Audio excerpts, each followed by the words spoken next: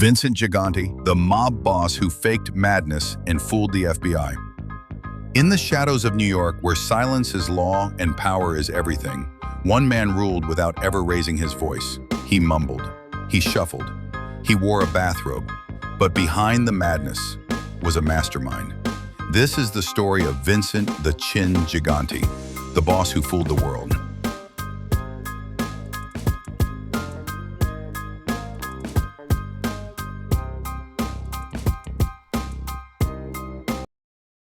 They called him the Odd Father, not because he wasn't dangerous, but because nobody could figure out if he was a mob boss or a madman in a bathrobe. Numbers. Born in 1928 to Italian immigrants in Greenwich Village, Vincent Louis Gigante grew up scrappy. He wasn't just another street punk. He was a promising boxer, known in the ring as the Chin. His left hook, lethal. His right cross, career-ending. But boxing wasn't his final round. In the 1950s, Gigante stepped out of the ring and into the Cosa Nostra. He became a bodyguard and enforcer for the feared Vito Genovese, rising fast in the family. Numbers. In 1957, Gigante made headlines. He was charged with attempting to assassinate mob boss Frank Costello. Costello survived with just a graze to the head. When questioned, he told police, "I ain't saying nothing, not even about the weather." Numbers. Gigante, acquitted. No witnesses, no confession, no problem. But that moment, that hit gone wrong, it changed everything. From then on, Vincent Gigante would play the long game. He wouldn't just be the muscle. He was about to become the most mysterious Don in Mafia history. Episode 9. Vincent Gigante. From Trigger Man to Capo dei Capi, the failed Costello hit didn't sink Gigante, it crowned him.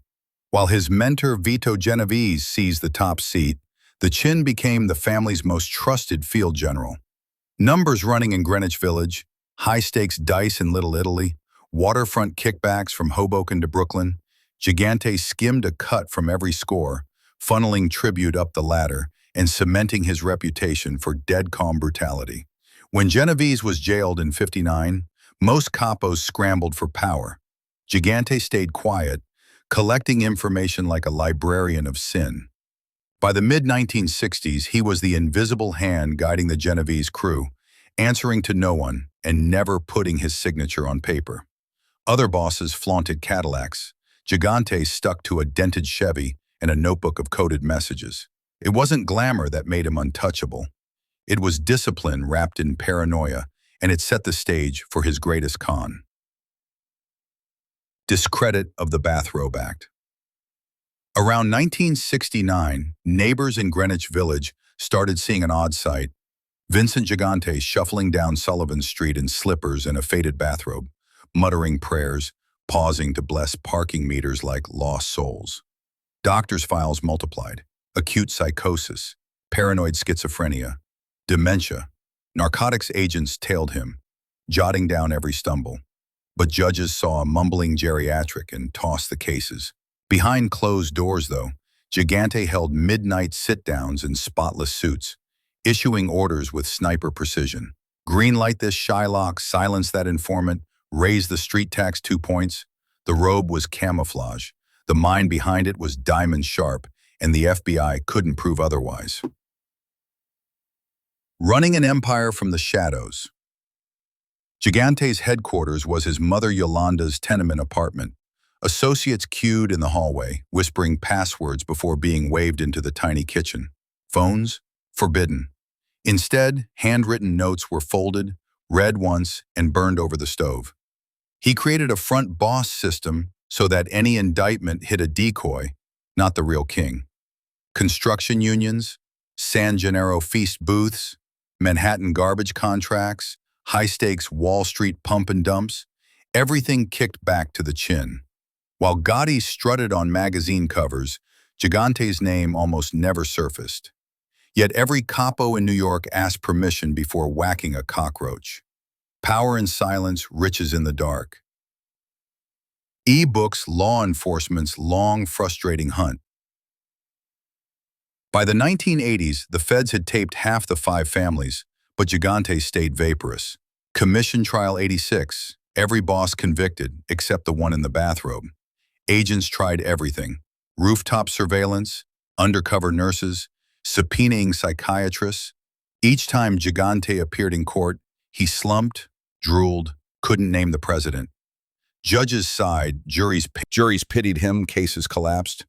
One prosecutor muttered, "Either he's insane or he's the greatest actor alive." Meanwhile, bodies kept dropping under orders signed with a silent nod in Yolanda's kitchen. Weiss in the facade. Hubris breeds loose tongues. In 1993, turncoat Salvatore "Sammy the Bull" Gravano called the bathrobe routine the longest-running play on Broadway. Wiretaps finally caught Gigante's lieutenants using coded references. "Tell the old man the painters are finished." Feds raided Yonkers social clubs, seized ledgers, flipped bookies. When agents stormed Gigante's brownstone in '97, they found the Don in boxers, Bible in hand. But the paperwork was airtight. Indicted on racketeering and murder conspiracies, he dragged proceedings out with competency hearings for 7 more years. Yet momentum had shifted. Loyalty cracked, captains flipped, and the bathrobe no longer fooled the jury box. Swalection, decline, and the legend left behind. 2003. Facing another trial, an aging Gigante finally pled guilty to obstruction, admitting he'd faked mental illness for 3 decades. The courthouse buzzed, reporters gasped, agents high-fived. Sentenced to federal time, the Chin shuffled into Springfield, Missouri's medical prison, trading Manhattan power for fluorescent hallways. He died there in 2005, age 77, heart failure ending the greatest masquerade in Mafia history. Yet his playbook lives on. Stay low, act weak, control everything. Ask any modern capo. When the heat rises, they still whisper the name Vincent Gigante, the Don who proved that madness can be the smartest weapon of all. The origins of the Genovese loyalty. Unlike flashier crews, the Genovese family didn't reward loudmouths or ego. Gigante embodied that. He paid soldiers well, ensured widows of dead men got envelopes, and never tolerated informants. To his men, he was both father and phantom. You didn't see him unless summoned. When you did, it wasn't just a meeting, it was a moment. He'd stare blankly at the floor, say nothing for 30 seconds, then issue an order so sharp, so precise, it felt like God had spoken. That aura of mystery didn't create fear, it created religion inside the ranks. The bathroom tapes. It wasn't the meetings or murders that cracked the case, it was the bathroom. FBI bugs hidden inside a Bronx plumbing union office caught whispers during restroom breaks. Men talking about the old man, about envelopes, about painting a house. Each flush brought agents closer to Gigante. Eventually, the tapes matched coded language with dead bodies. Suddenly, the robe wasn't sacred anymore. The feds realized Vincent wasn't mad. He was a silent architect of murder. Communicated, of pretending. Gigante's performance wasn't random, it was studied. He read psychiatric files, rehearsed his walk, perfected the mumble. He refused to read newspapers, avoided TV, and slept at odd hours to match delusional behavior. He visited psychiatrists over 30 times, sometimes in a single year, just to leave a paper trail. Meanwhile, his empire pulled in millions monthly. He showed the underworld that power wasn't just bullets and bodies. Sometimes it was acting weak enough to be underestimated. Who doubted and died. Rivals who questioned Gigante's madness didn't last. One capo laughed publicly at his act. He was found in a trunk 3 weeks later. Another associate told a girlfriend, "He's faking it." She told someone else. That someone disappeared. Doubt was dangerous in the Gigante world. Believing he was crazy was the safest move, even if you knew it wasn't true. The family that protected the secret. Gigante's family played their parts too. His brother, Father Louis Gigante, was a Catholic priest who defended Vincent's sanity in court and public. His sons ran the day-to-day street operations, shielding their father's image. Inside the household, the robe act never slipped, even with grandchildren around. To them, Grandpa was just tired, mumbling, quiet, but in the back room, he ruled like Caesar. No raised voices, no scribbled notes, just eye contact and slow, deliberate commands. The informants strike back. By the late 90s, even the most loyal Genovese men began to fold. Vincent "Fish" Cafaro, a longtime Gigante enforcer, flipped. So did Dominic "Quiet Dom" Cirillo, once handpicked as acting boss. Each one gave prosecutors puzzle pieces. Who collected the street tax? Where sit-downs took place? How orders were passed? The robes still hung on the hook, but the walls were closing in. Not because of violence, but because of betrayal. His legacy in the modern mafia. Today's mafia doesn't wear robes or pretend to be mad, but they remember why it worked. The Genovese family still operates like Gigante built it. Low-profile leaders, no public appearances, no media attention. Vincent Gigante turned insanity into an institutional strategy. He didn't just fool the FBI, he rewrote the manual. And in the alleys of Brooklyn and whispers in Bronx cafes, the name The Chin still carries weight. Because sometimes the smartest mobster is the one they laugh at. The death of the Bathrobe Act. By 2000, even Vincent Gigante's robe-wearing act began to crumble. At 72 years old, his health was starting to deteriorate. His memory faded, his grip loosened, and whispers of dementia began to circle. But even as he weakened, the fear his name commanded never wavered. Men still went silent when they saw him, even as he sat mumbling to himself. But the FBI knew. The gig was up. Gigante, the man who controlled an empire by acting insane, was beginning to slip. But before they could put the final cuffs on, he'd spend a few more years free, playing the system one last time. Federal prison and the final betrayal. In 2005, Vincent Gigante's heart finally gave out. He was serving time in a federal medical center in Springfield, Missouri, sentenced to 12 years for obstruction of justice. His condition, combined with his age, meant he spent much of his time in a wheelchair, unable to walk without assistance. But even as he lay on his deathbed, his legacy lived on. The Genovese family had been torn apart by arrests, by betrayals. Gigante's cousins, sons, and lieutenants were now in the crosshairs, one by one. The old man's death didn't mark the end. It marked the final betrayal, the end of an era. Spotting the untold story of Gigante's wife.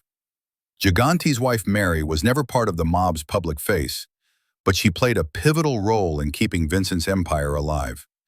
She was the only one who truly knew the extent of Vincent's madness, or lack thereof.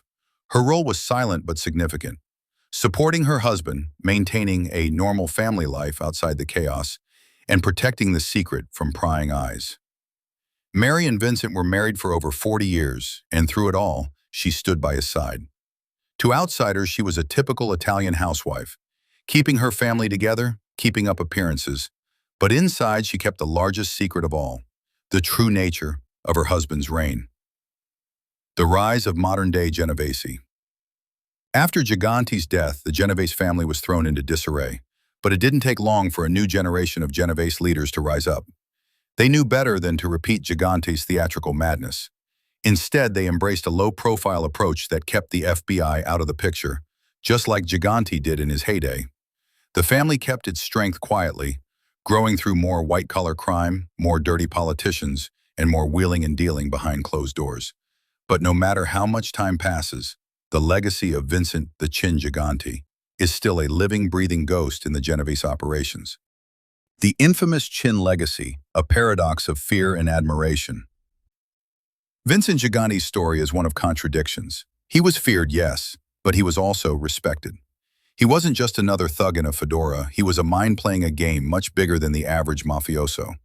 His ability to manipulate the system with his crazy act made him a legend in his own time. But there was more to him than the act. Gigante was a brilliant strategist, a visionary of mob life in the modern age.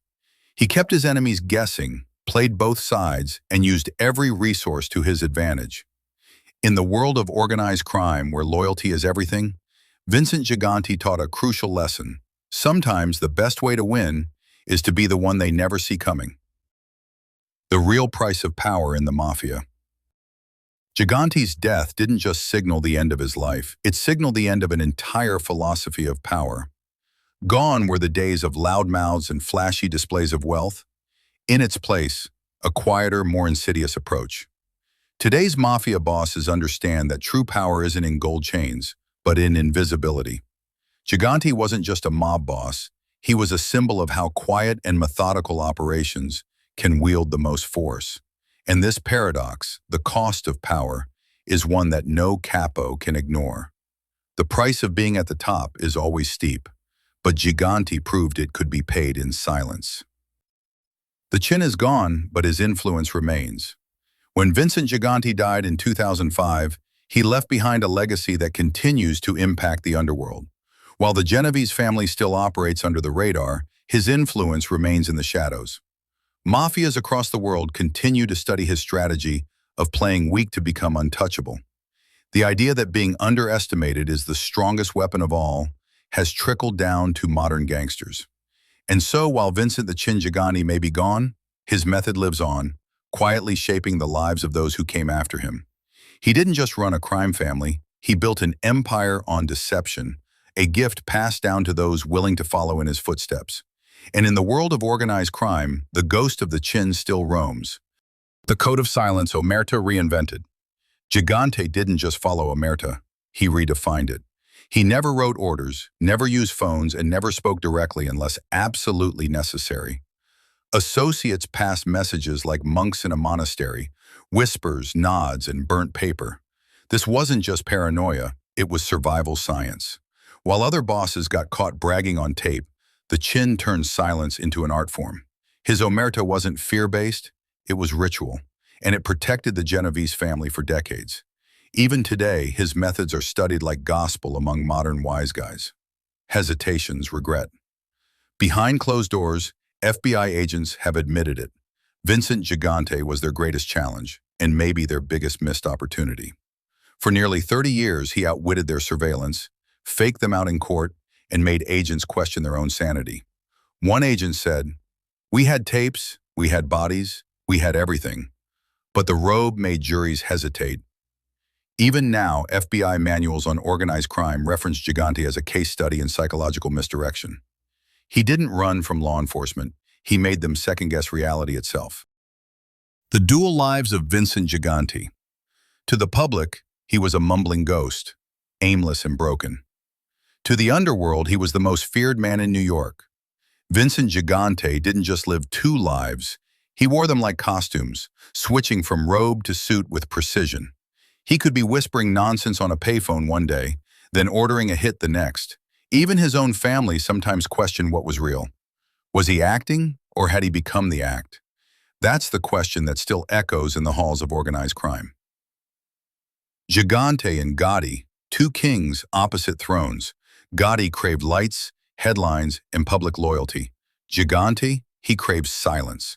Where Gotti walked red carpets, the Chin shuffled hospital corridors. But in the end, Gotti got life in prison. Gigante ran his empire for another 15 years. The flashy Don fell. The quiet one, he walked in slippers, all the way to the bank. Lessons for the new mob. The modern mafia doesn't need Tommy guns. They need accountants, whispers, and patience. They learn from Vincent. Say less, show less, last longer. No interviews, no selfies, no suits on magazine covers. Gigante proved you don't need to shout to hold power. You just need everyone to fear your silence. Eighth culture's favorite lunatic boss. TV shows couldn't ignore him. The Sopranos, Boardwalk Empire, Godfather of Harlem, they all borrowed from the Chin. A mob boss pretending to be insane? That's drama gold. Writers tried to capture him, but the real story, still more chilling. Because Vincent Gigante wasn't fiction, he was real, and he walked the streets, unbothered, unconvicted, for decades, with God in one hand and blood in the other. He didn't roar, he whispered. He didn't chase power, he let power come to him. Vincent the Chin Gigante ran the most secretive empire in American mafia history, in slippers, with a blank stare, and a genius buried behind madness. He played the courts, he played the streets, He played the world, and in the end, he won. So remember his name, not for the robe, but for the silence behind it. This was Criminal Code. Subscribe, respect the silence, and always keep one eye on the quiet ones.